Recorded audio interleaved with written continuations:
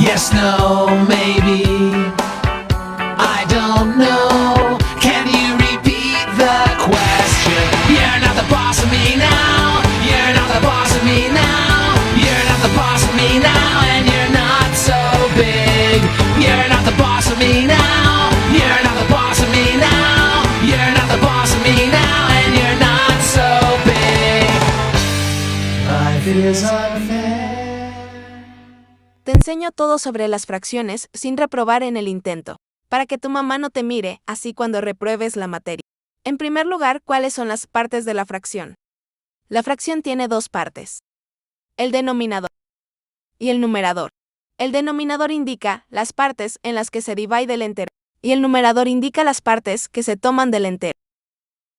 Pero no solo hay un tipo de fracción, sino que hay tres tipos de fracción. La fracción propia. La fracción propia tiene la característica de que el numerador es más pequeño que el denominador.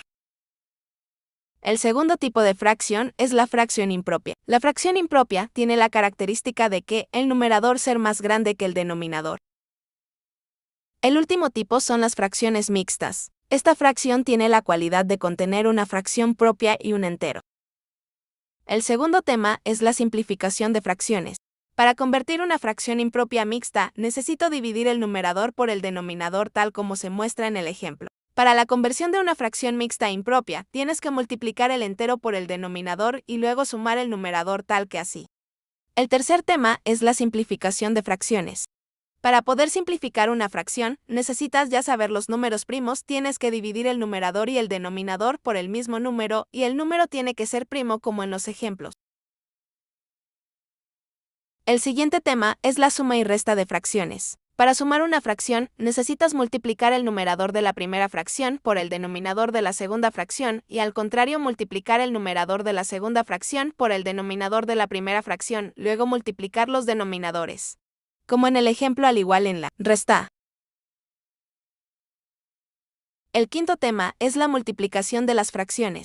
Multiplicar fracciones es algo simple, ya que solo multiplicas el numerador por el numerador y el denominador por denominador, así como en el ejemplo. Pero si es una fracción mixta, la que se quiere multiplicar tienes que simplificarla y luego hacer la multiplicación común, así como en el ejemplo.